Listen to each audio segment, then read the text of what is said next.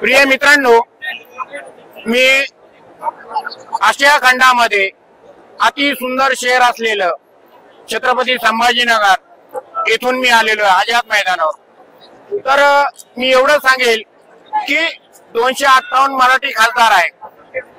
हे बघा खासदारांनो, शेतकरी राजा म्हणतात ना, अरे शेतकऱ्याला तुम्ही रस्त्यावर आणलंय। मी खोटं नाही सांगत, मी पांडुरंगाची आण घेऊन सांगतो की हा शेतकरी तुम्हाला रस्त्यावर आणेल, रस्त्यावर आणल्याशिवाय राहणार नाही। मराठी खासदारांनो, आमदारांनो, आता जरांगेच्या पाठीमागे उभे राहा। जरांगेच्या मरणाच्या दारी उभा आहे, त्याचे लेकरं बाळ वाट पाहतात। अरे खुर्चीवर काय बसताय तुम्ही आमदार खासदारांनो? अरे जरांगे पाटलाची मरणाच्या दारी आहे आणि काय मागतोय तुम्हाला? काय मागतोय? अरे तुमच्याकडे धन दौलत मागतोय का? काही नाही, आमच्या हक्काचं मागतोय। काही मागत नाही। तुम्ही 1 रुपया देऊ नका आमदार खासदारांनो, तुम्ही ताबडतोब राजीनामा पाहिजे। मी एक सर्वसाधारण माणूस आहे, मी एक वारकरी माणूस आहे, मी रोज दरवर्षी पंढरपूरला जाणारा माणूस आहे। जर खानदानी मराठा असेल तर सर्व खासदारांनी आमदारांनी राजीनामा द्यावा, नसता म्हणून दादा जरांगे पाटलाच्या आझाद मैदानाजवळ सर्वांनी बसावं। या एवढं मी बोलतो।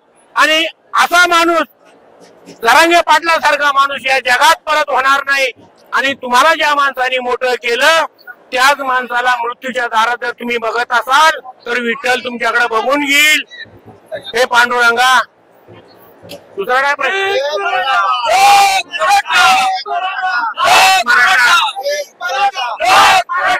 दुसरा क्वेश्चन आहे, आरक्षण विरोधी सरकारचं करायचं काय? आरक्षण विरोधी सरकारचं करायचं काय? म्हणून दादा तुम आगे बढ़ो। तर मी एवढा तमाम आदरणीय मुख्यमंत्री फडणवीस साहेब, 2 उपमुख्यमंत्री एकनाथ आणि अजितदादा यांना अशी नम्रतेची विनंती करू, विठ्ठलाला मी साकडा घालतो, दरवर्षी मी पंढरपूरला जातोय। हे पांडुरंगा त्यांना सद्बुद्धी दे आणि आम्हाला या आझाद मैदानावर गुलाल उधळून दे। नसता ते रक्ताच्या पाठवाती